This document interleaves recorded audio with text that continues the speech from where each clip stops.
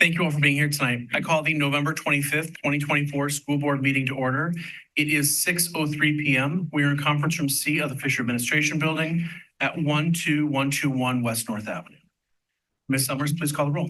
Mr. Morris. Here. Dr. Hoyt. Here. Mr. Wadier. Here. Dr. Worley. Here. Ms. Heimer-Rolland. Here. Mr. Meyer. Excused? Dr. Jessup Banger. Here. We do have a quorum this evening. Thank you all for being here and joining us. We get to start out with some really fun recognitions for Wauwatosa East Athletics. And it has been quite the fall season. So congratulations to everybody. We are going to do an overview of a variety of the different athletic events, call a lot of names.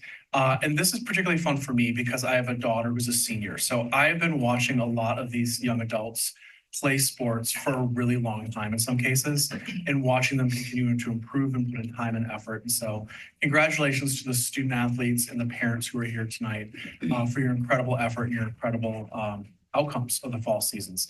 I know winter is planning to be another great season as well. I want to start with our girls cross country team. Wow. Well done this year. The Greater Metro Conference champion, Katie Rea, conference champion, third TOSA East girl to win the GMC. The WI Wauwatosa East sectional runner-up. Katie Rea, sectional champion, the second TOSA East girl to win at sectionals. WIA Division I state meet runner-up, highest place ever for Wauwatosa East at a state meet. And Katie Rea, 8th place at state, earning all state honors. So congratulations so much to the team. Who is here this evening from the cross-country team? Does anybody want to come up? You had an incredible season. Does anybody cross-country runners want to come up and share a thought or two? Maybe one of you who wants to share. You all want to run up really quick, say something super fast because I know you're all fast. And immediately, I can't get. Go up together.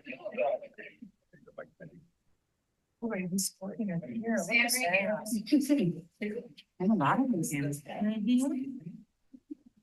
your name and your favorite. I'm Coach Oliver and Coach Glenn Gardner here. So girls, you can just say your favorite memory so far. Here's Katie, Ray.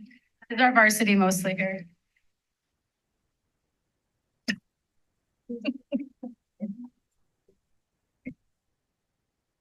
Hello. I don't know, it was a pretty special season, and I'm really grateful to be part of this talented team.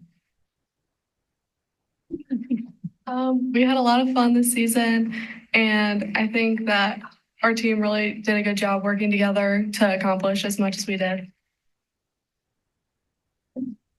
I really liked joining the team this year and doing so well this season. I also liked joining the team this year, and I really enjoyed making a lot of memories at state.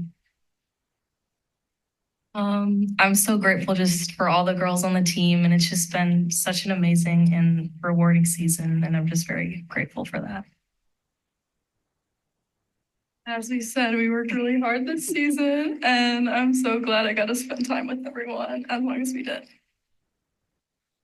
Yeah, I think we worked really hard this season, and it definitely showed at state. We made a lot of fun memories. I think this was one of our best seasons, and I really enjoyed making all the memories and spending time with my team members.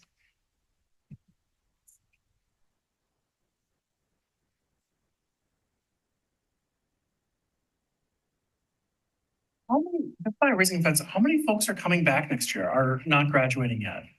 All of them. Oh, wow. That's what I thought. And I didn't want to guess one. Because if I recall, I think I had a parent teacher conference, maybe with one of your coaches. And it was maybe right before state. And you all had a surprisingly, shockingly good year.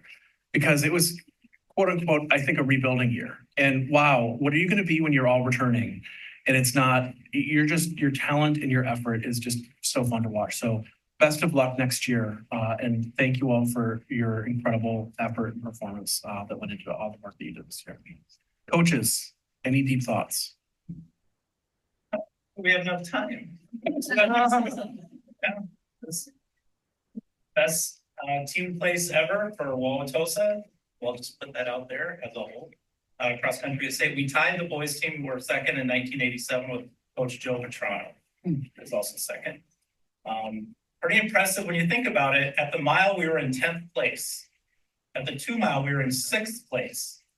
We jumped 4 team places and over 100 individual points.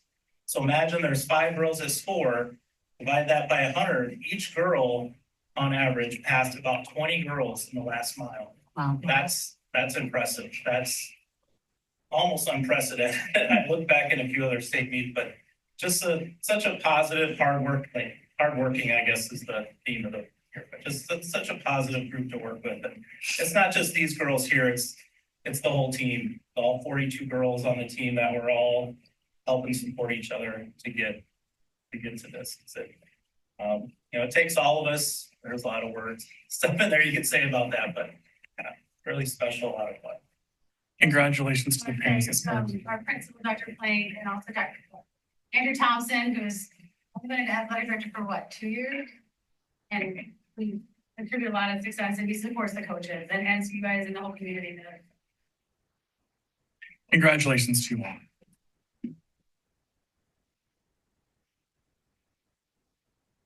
Next up, from girls swim, Megan Katie qualified for state this year. Is Megan here? Megan, you may recognize as someone who spent a lot of time, if I recall, in the boardroom last year. It was one of our student school board reps, so congratulations. From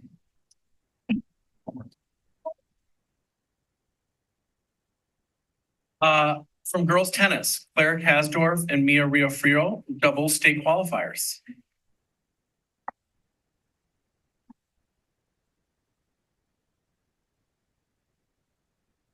Yeah, there's a request from the board that folks stand up, though it's clear that they're avoiding standing up.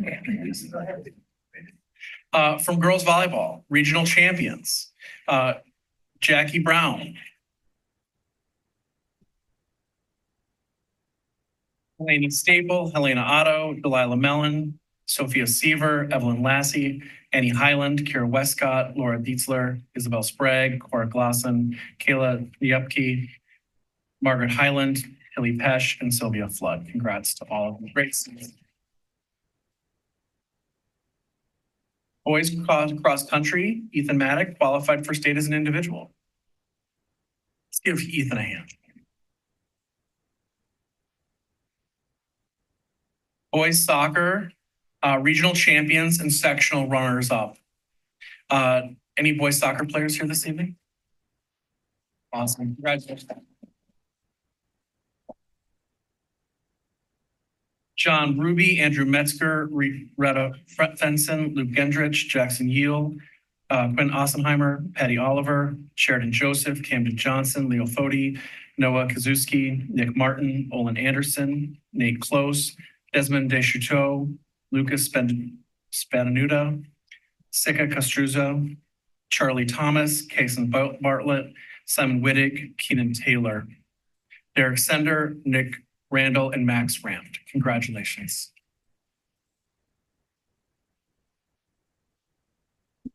And then our football team. Parkland Conference champions, won a level 1 playoff game, first conference championship since 1995.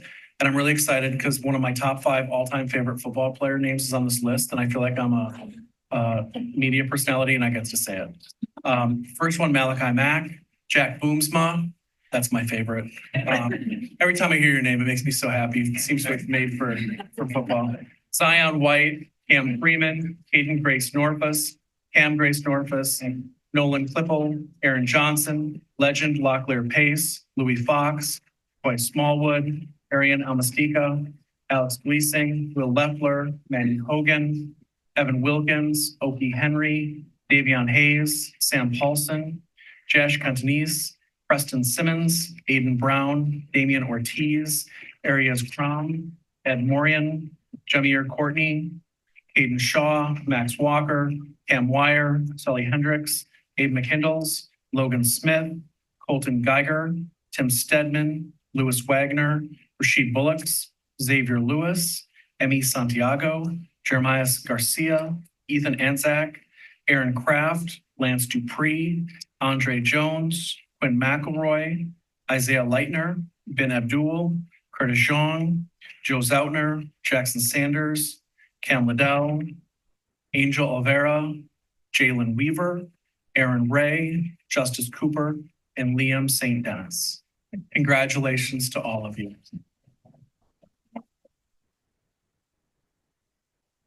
Can all the student athletes on the football team stand up? That's right.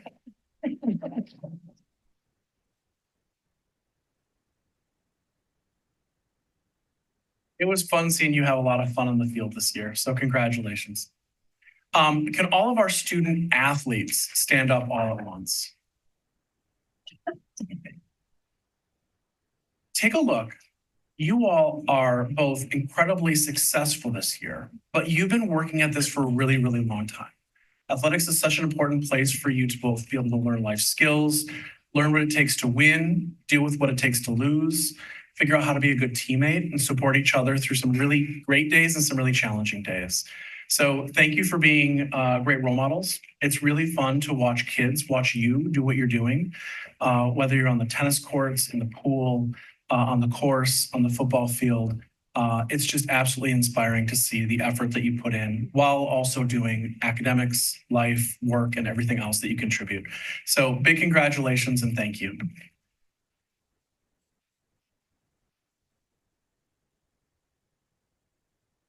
Mr. Thompson, as the leader of this group, I wanted to see if you wanted to come up and share any thoughts and reflections. Yeah, I just wanted to thank you guys for this opportunity to recognize our student athletes. But there's a couple other things too, right? Our athletes have this huge support system, mainly their family members who are spending countless hours in the bleachers in the rain and the cold, traveling to and from to make sure they can get to practice. Also our community in general. I think back to the Tosa East West football game, the level 1 playoff game at Hart Park, and to look around and see over 2,500 community members supporting our school district in a big football game like that, which was awesome.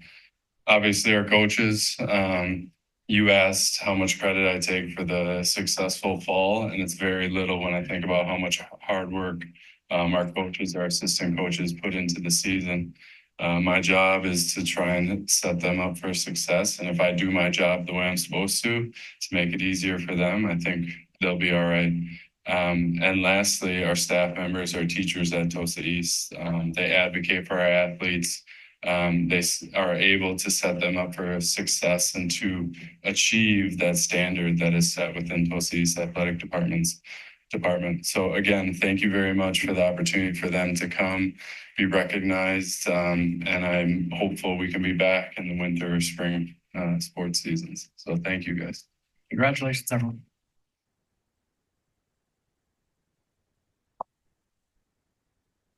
I'm sure everyone wants to stay for the full board meeting, but if you've got a summative or something else going on, you've got to prepare turkey, feel free. I understand if you want to step out. Thank you all.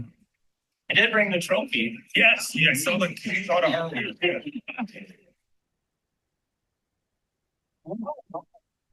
no problem. Yes. It is. On the door. I like the thing. Wow. Thank you. Actually,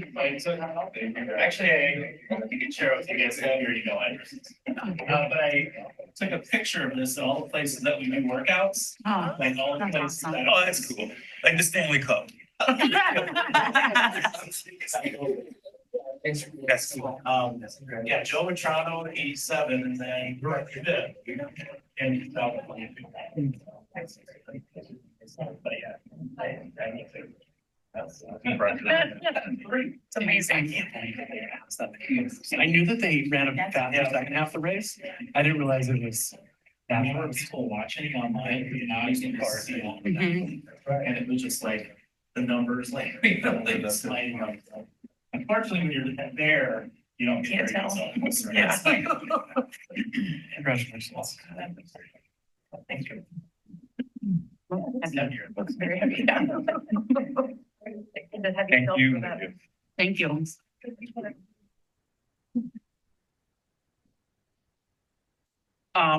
We are now going to head in for an opportunity for public comment.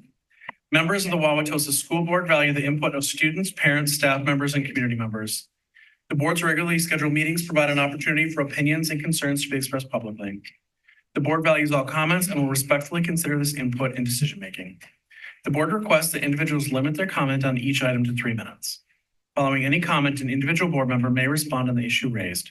However, it is not the intent of the public comment portion of the agenda for the board to enter into a debate with a member or members of the community. Because non-agenda items are not publicly posted in advance, no action will be taken on public comment regarding non-agenda items this evening. Mr. Morris, if you can time this evening for 3 minutes, and Dr. Boyd for the 30-minute mark. Anyone in the room have public comment this evening? You're welcome to come up into the microphone.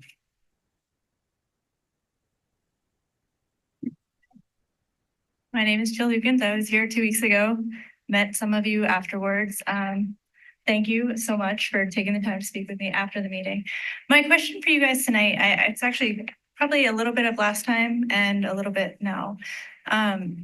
So one, thank you for actually sending me a follow-up on the flyers. I still don't get them, but at least you followed up, so I appreciate that. The second part of that is I do not get any emails about these meetings. So I had a friend that forwarded me the email she gets, and I don't understand why they're not being sent to everyone. Just because I don't have kids in the school district, I guess I'm not on a mailing list for an email. I don't know how to get on them. That's question one. I don't know if there's a response to that. What I would say is you're welcome to talk with Ms. Summers, and she can work to get you on the list. In general, one of the challenges is that we don't have addresses for all the members of the community. So when people enroll their kids in the district or participate in a recreation program or engage with the district in some ways such as that, the registration process triggers them to submit their email to us, and then they're placed on email lists. But in general, we don't have, that's why we try to also work with the city of Wauwatosa to also share things out through their website and their communications on different issues. But we don't have a way to gather full city of Wauwatosa email lists. There's historically been a way on our website to sign up for additional communications. And that's probably my question is it on the website or is there some way that's like pretty readily available? I believe, I'm not sure exactly where on the website, Ms. Summers, I'm not sure if you're aware. But It generally, used to be on the website. there's been a place on the website where anyone could sign up for communications Okay. ongoing. This is an issue and a thing that we've been challenged with as a district because we would love to send communications citywide. Yeah, and I'd love to get them. So my next question, and we chatted about it quite a bit after the meeting, but I don't think it was addressed at the last meeting and it wasn't on the agenda, so I'm not surprised by this. But with this new $10 million loan that's going to be addressed again today, what is the plan, or will it be added to the agenda on how to avoid this for next year? Because I think that's going to be an ongoing problem, and that reliance on the taxpayers to pay it back in the event that we continue to run at a deficit or to run the fund down. I don't know that anything's been proposed on how to refill the fund. And that's my big question is, what are we doing to increase revenue and decrease spending? Is it shutting down a school? Is it managing our finances better? At what point does that get put onto the agenda to discuss how to proactively keep the funding up for the school districts so you're not relying on taxpayers all the time to backfill the deficit? Thank you. Thank you. Any additional public comment this evening? Anything online tonight? There are no hands raised. With that, we will close public comment.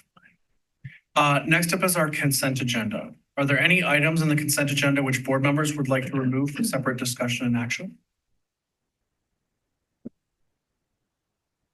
Seeing none, may I have a motion to approve the consent agenda? It is recommended that the school board approve the consent agenda, and I so move. You may I have a second. Second. Thank you. Any board discussion on the consent agenda?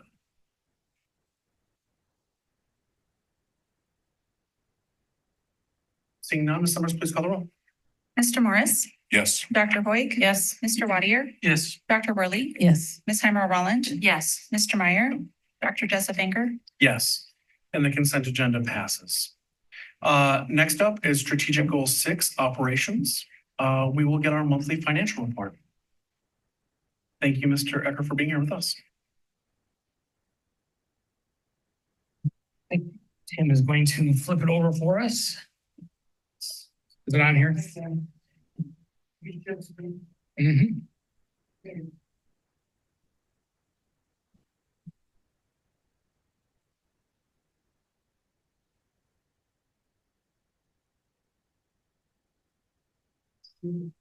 Mhm.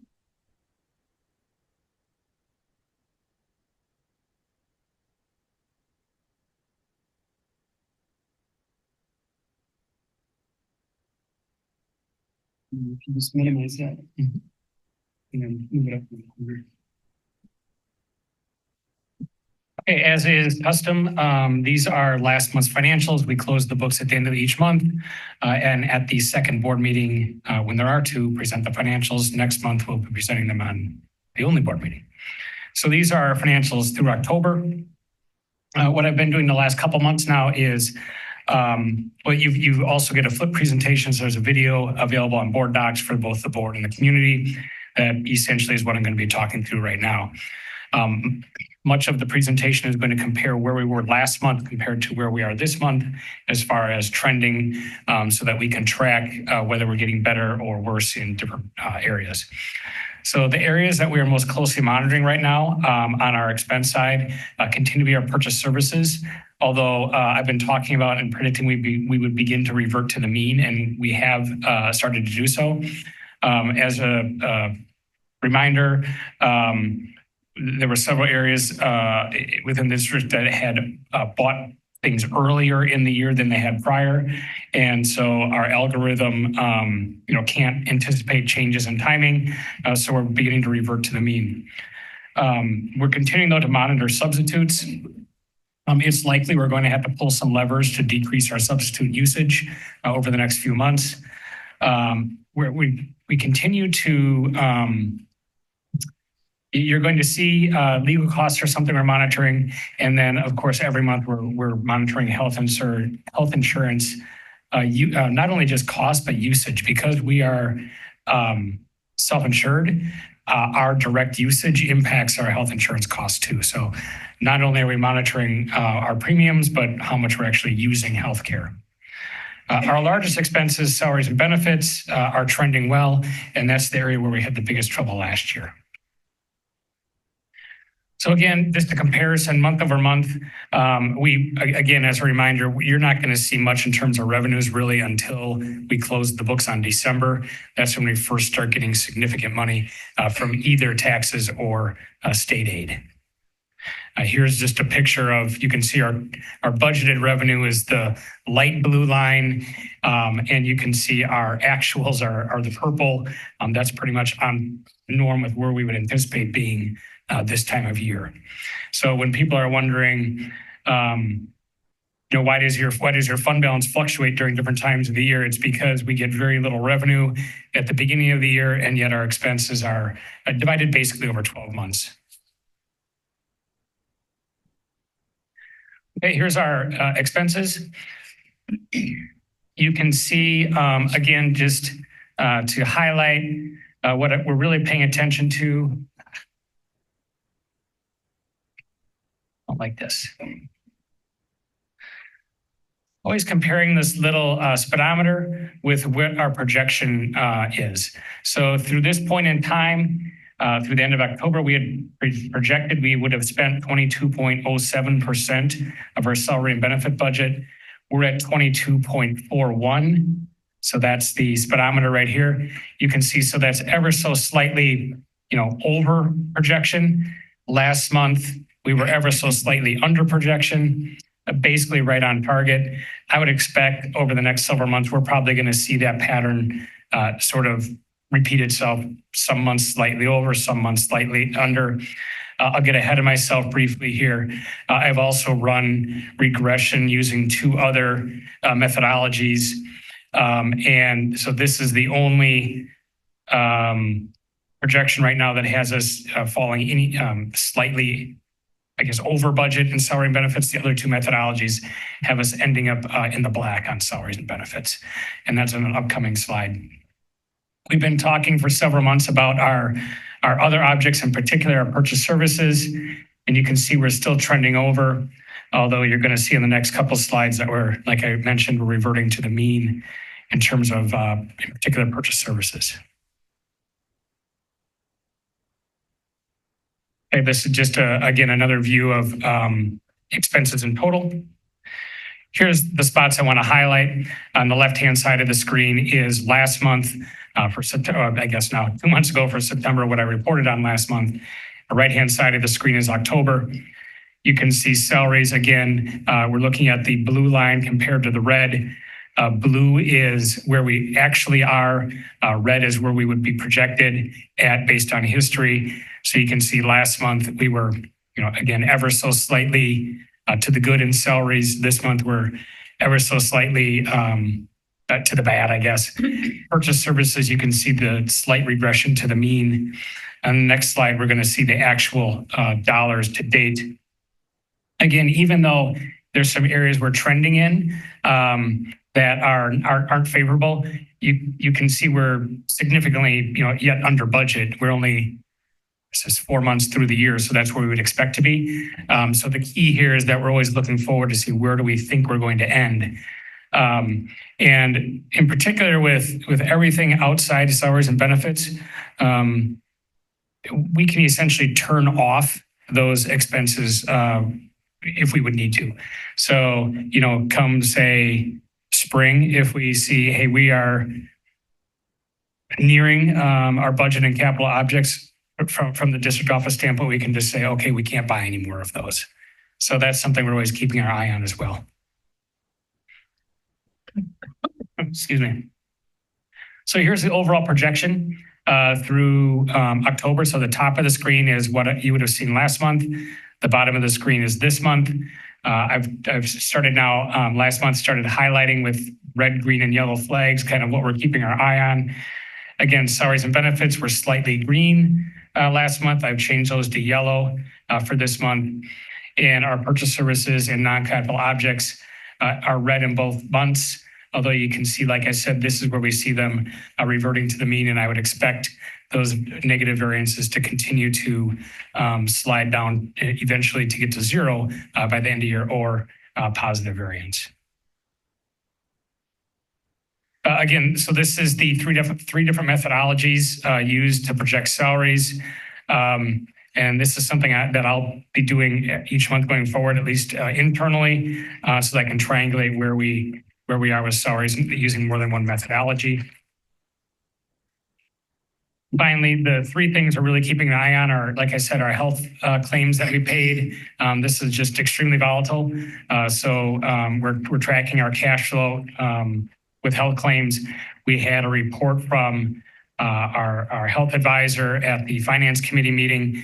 We meet with them every month, so we're staying on top of that. Substitute costs, our chief of talent talked about that at our finance committee. And the last thing is legal costs. The more I investigate this, the way we budgeted the legal costs was looking back several years and thinking that we'd be able to revert to what we spent on legal costs 2 or 3 years ago. The more I analyze this and talk to my colleagues, it might be possible it might be probable if that's not possible. It might in fact be that everyone is just spending more on legal costs. And what one of my recommendations likely for 25-26 will be to increase our legal cost budget so that it matches what we have been spending the last couple of years. So it's in fact probably likely we'll overspend that this year. And I think that's going to be a function of having under budgeted that area. Why are we overspending in legal costs, Mr. Eck? So we asked our attorneys for an analysis, and so it's Below Better.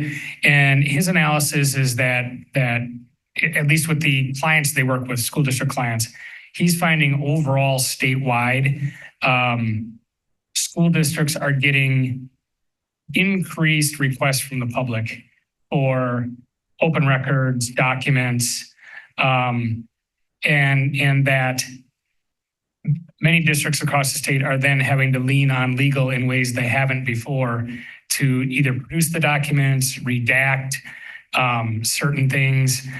I'll share with the board. I got an open records request today asking for every purchase order since January 1st of 2020 to include the vendor, the cost. It is going to be a monumental task. And this is typically something then that I would forward now to legal to say, what are our options here?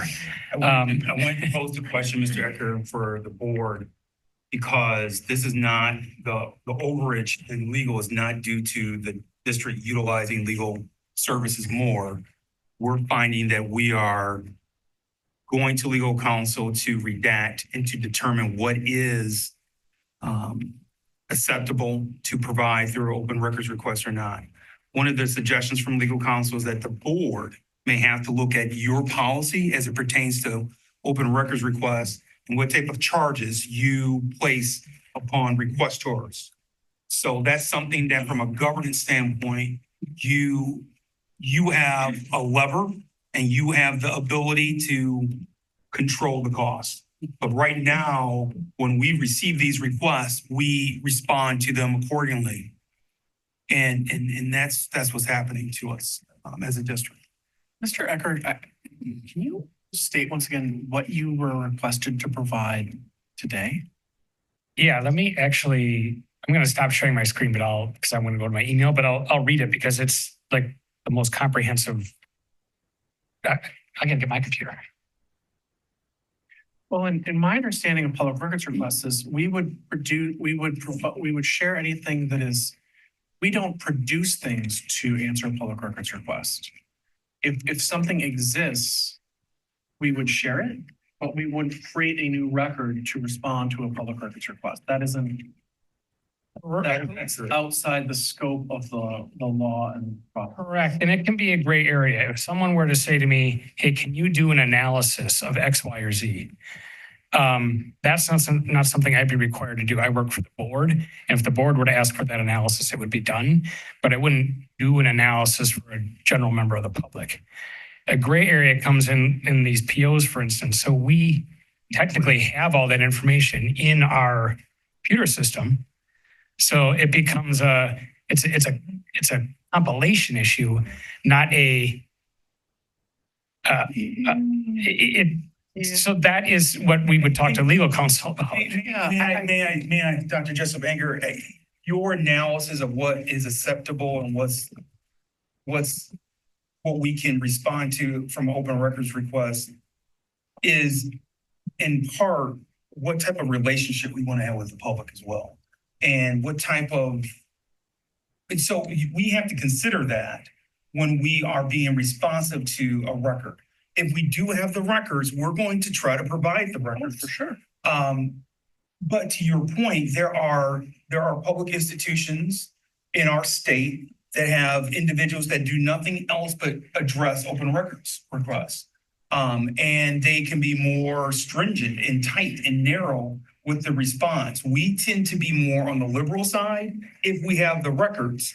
That then creates a challenge for our legal counsel to then decide what should be redacted and what's not redacted. So it has become, again, I don't want to make this just a Wauwatosa issue. Where our legal counsel is sharing with us is that they're seeing this across the state. But our legal counsel has also stated that when they look at all their clients, Wauwatosa tends to be on the higher end of open records requests, and the complexity of our open records requests seems to be more sophisticated than the typical school district. I would love to know the specific costs and to review these at a public meeting ongoing. I think the public deserves to know what the costs are that we're balancing a desire to be open and transparent. And I know we've done a lot of work on that. and be good stewards of taxpayer money. And maybe the community's totally fine with paying $200,000 a year on this. That's fine, but I think it's worth a public conversation. Yeah, maybe we can add it to a future agenda. The only thing I would add is our open records requests don't just come from our community. So an open records request can come from, frankly, anywhere. So the one I received today is from, I assume, some think tank or something, and that's becoming more common across the state too. That different political entities or think tanks are asking for lists and lists of data, and they have all kinds of staff, I suppose, that use that data for whatever their goal is. And so I just want to, be clear. It's not just our community members asking. This is where Mr. Meyer would make the comment that looking at all of our costs and determining if we have the ability to hire some type of in-house counsel to handle basic legal issues, would that be a better use of funds? Because when you have if you have a legal counsel that can just handle basic labor law, basic redaction of records, that may actually be a more prudent use of funds versus what we're doing right now. But I know if he was here, he would make that comment. Yeah, I was thinking that too. So we should put it on an agenda to look at Mm-hmm. the costs and also how we. Yeah, it would be very helpful to know how much and like the average public records request is costing the district. So we could decide some, I mean, if we're gonna think about charging for this, I think we looked at that maybe a year or Yeah, so it's one of the ago. policies we did. Yeah. Yeah. And we ultimately decided not to do it because we were looking at, I think, the city and they don't charge, but they also maybe don't have the same frequency and depth of ask. I think it's a really important conversation to really carefully articulate, how do we maintain open and transparent, responsive, without putting ourselves in a position where we are, I'm listening to this almost as a researcher scholar of, it would be awesome for me to contact a bunch of folks and say, provide to me all this data.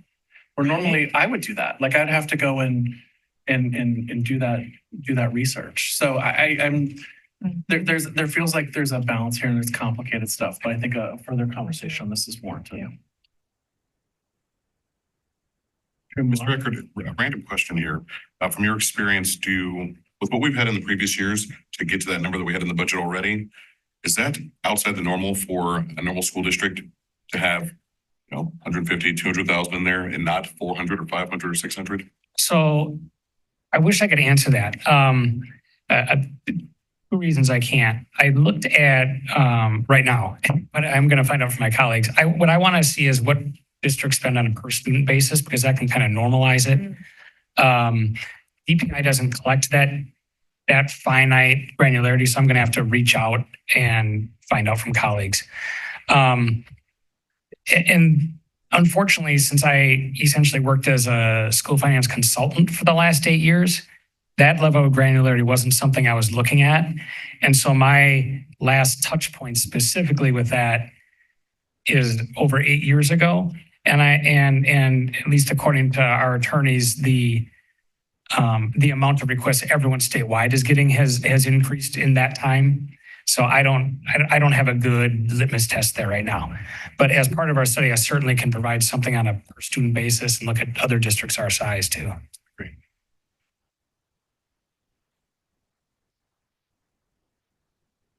That concludes the October financial report. Board questions or comments beyond the conversation on public? Boss. I just add that the finance committee meetings are recorded and we went more in depth on all these topics during the finance committee meetings, so the board or community wants to hear more details.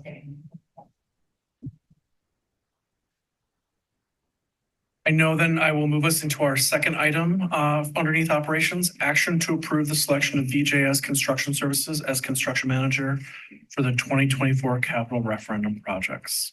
It is recommended that the school board approve the selection of VJS Construction Services as construction manager for the 2024 capital referendum project. Next one. We have a second. Second. Thank you. I'm going to kick this off briefly, and then I'm going to invite Evan and Chris and Lindsay up to the mic, because they're the ones that have done all the legwork here. If we were to look up in the dictionary, hit the ground running, as far as construction projects, Kevin's name should be there going forward. So I'm going to turn it over to him, and he'll be able to give you kind of the background and of all the work he's done.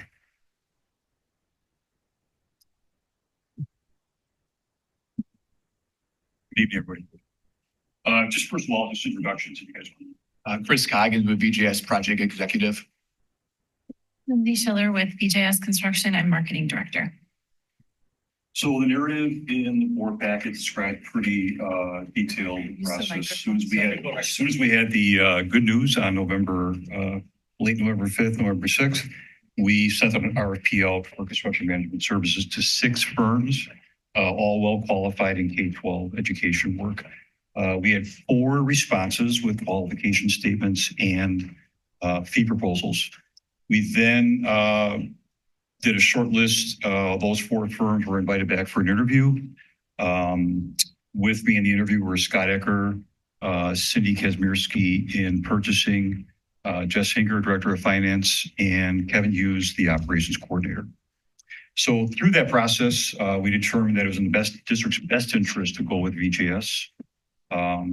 With that packet is some excellent work that Lindsay did in a feature that we thought was very important to this process, and that was the communication strategy.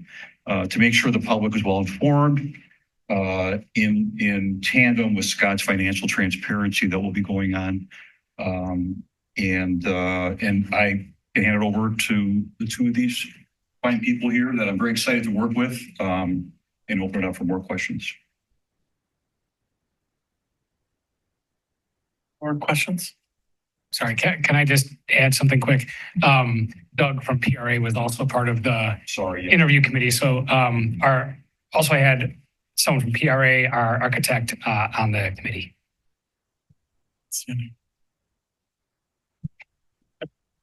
Can you just tell us a little bit more about the communications plan and how you'll be working with our Wauwatosa district communications provider team? One person. Yes, so I'll work with our team, with Chris and the project manager and the superintendent. And once those priorities get established with what projects we're going to be doing when, my goal is always going to be transparencies to make sure the public always knows what projects we've agreed on and when they will get completed, and that we'll always know the status of those projects in the community. I live here. I have 2 daughters in the district. So it's important to me to make sure that everybody is aware of where the referendum dollars are being spent. So that's my ultimate goal, is transparency and working with the team kind of between the district and our team to make sure that everyone in the community is aware of the status of each of the projects. And most importantly, can you just share with the board community leaders program that you went through and how that's going to shape your lens as well? Yes, I was in cohort 2 last year. It was great. I thought it was a great idea. Learned a lot. And will that then connect, what you're doing, will that connect back to we were going to have a district website that was going to have track different projects as they were getting done. Those 2 things will be connected together. Yeah, when we looked at Mr. Ecker's financial transparency page, we thought we could kind of piggyback on that, and that'll get developed over the next few months and probably be launched in the spring once we have all of the priorities figured out and the schedules figured out for all of the many projects that we are tackling with these referendum dollars. So kind of piggybacking on his transparency page and creating a web page devoted to these referendum projects, and so people can understand the status within each of the buckets that was in that PDF that was shared as part of the agenda. Do you have anything to add, Chrissy? Other board comments and questions? What is our time horizon for high level? When will we start to see, if the community were to say, when will we start to see things happening? What month are we looking at, and what's our target for wrapping things up? So ideally, we're gonna hit the ground running. Pretty much we're gonna get together with the school district, PRA and BJS to kind of set priorities, which is the task one. So we're gonna take, January through early spring to kind of set priorities for the next 3 years. So at that point, we're gonna roll something out. Part of the communication plan was to provide an update to the board in early spring. So that's pretty much, it's gonna kickstart and set priorities for the next 3 years. So work that's gonna be done between all 8 buildings from 2025 through 27. So at that point, you'll see overall macro schedule of when things are going to be done. And then also we talked part of the communication plan, what types of outreach and communications we're going to be doing prior to any project starting, because these are capital improvement projects. So you don't see new bricks and mortar from the outside. So we're going to drum up excitement about these projects prior to us actually getting inside the building. So we're going to kind of roll that out early this spring. Thank you. Just add to that, when you look at the total scope of work matrix in the referendum plan, I've said it before, it's really a list of what's wrong by item number. The challenge now for this team that we created is we have to put those together in projects, and that's that time that head start we need into spring. Thank you all for your good work. I know VGS did phenomenal work on the first round of referendums. So I'm excited that we'll have the opportunity to maybe, depending on how the board votes here, continue that. Thank you. The team that we brought back is the substantial team from the last referendum. So we're looking forward to continuing our partnership with the Wauwatosa School District. Thank you to Mr. LaFountain. That's amazing. You have worked so timely, so quickly. Thank you. Our interview team that I mentioned, and Doug from PRA, get a lot of credit for that too. Thank you. And we're very excited to have everybody on board. And Chris was all part of that 2018. There are no other questions from the board. Ms. Summers, please call roll. Mr. Morris? Yes. Dr. Hoig? Yes. Mr. Wadier? Yes. Dr. Worley? Yes. Ms. Heimer Roland? Yes. Mr. Meyer? Dr. Jessup Banger? Yes, and this item passes. Thank you. Congratulations. Thank you. Our next item is action to approve the resolution authorizing a taxable tax and revenue anticipation promissory note for cash flow purposes in the amount not to exceed $10 million. It is recommended that the school board approve a resolution authorizing a taxable tax and revenue anticipation promissory note for cash flows or cash flow purposes in an amount not to exceed $10 million. And I so move. Thank you. May I have a second? Second. Thank you.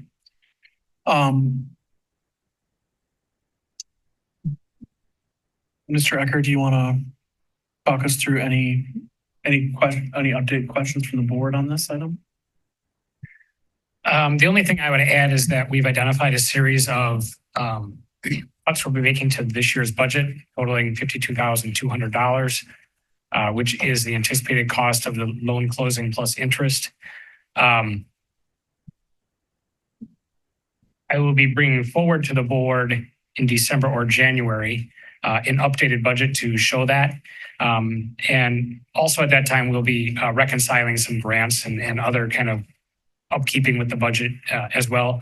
So we'll put all of that at the same spot, but I will itemize for you the budget cuts related directly to this. Thank you. Seeing no other questions from my colleagues, Ms. Summers, please call the roll.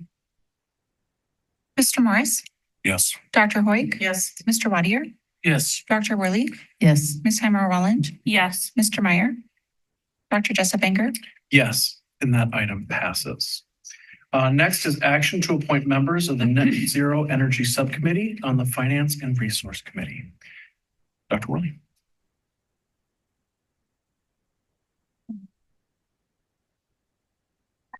Meeting, you guys will discuss the terms and conditions of the loan prior to voting on it. Were those discussed in public knowledge? I'm sorry, we don't take comment and question kind of in the midst of the meeting such as this. I will share that the board did receive all of the materials in written form. I believe that they're available on board docs for the community to review as well.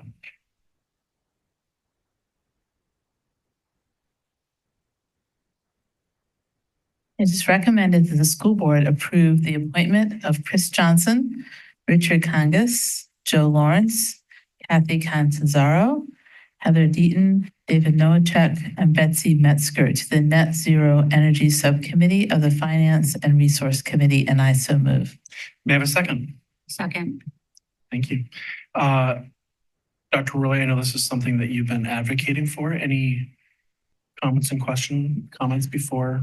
Oh, I just wanted to share that this was a hard decision because we had about 25 people who volunteered, and we opted to go for a smaller group to make the meetings happen sooner and faster. And we focused on making sure different areas of specialization and different roles were. So a resident that wasn't, for example, resident not a parent, staff. But I was just overwhelmed, and I think Kevin would say that too, with the resources that we have. We also have a great list of folks who are interested, who are potential knowledge base / vendor. So people that we thought that potentially in the long term might want to work with us. We opted not to put them on this committee, subcommittee, but to have some knowledge base, and so we've been reaching out. And then we've also, so it was hard to decide who to take. I'm really excited about the group that we have. We're going to start meeting in December. And we've also been discussing the, overall picture of how this might move into a sustainability focused committee. Right now, this one has a subcommittee, has a very clear, specific energy usage. And I also want to thank Kevin for all of his work that's already the pre-work that's been going on for the last year that makes the work of this committee very timely now. Thank you. Any board questions or comments on this? Seeing none, Ms. Summers, please call the roll. Mr. Morris, Yes. Dr. Hoig. Yes. Mr. Wadier, Yes. Dr. Worley, Yes. Ms. Heimer-Roland, Yes. Mr. Meyer, Dr. Jessica. Yes. Congratulations and thank you to the members of the community who both put their names forward and then were ultimately selected. Next up is board governance, action to appoint a new board clerk. As a point of information, Mr. Meyer has resigned from the board clerk role, not from his board seat, but from the board clerk role.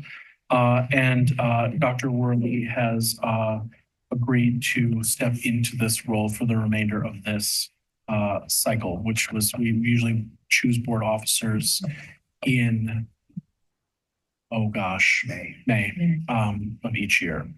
And Mr. Morris, can you read the motion? It is recommended that the school board appoint Dr. Lynn Worley as the new board clerk, and I so move. Thank you. May I have a second? Second. Any board discussion or questions? Thank you. Yeah, thank you for. A lot of the time on the board is just simply doing work. And so always appreciative when colleagues step forward to take on more work. And so I know different people are doing lots of different things to make things move forward, but I appreciate you, Dr. Worley, for doing this. Ms. Summers, please call the roll. Mr. Morris, Yes. Dr. Hoig. Yes. Mr. Wadier, Yes. Dr. Worley, Yes. Ms. Heimer-Roland, Yes. Mr. Meyer, Dr. Jessica. Yes. Congratulations, Dr. Clerk. We are now going to adjourn into executive session.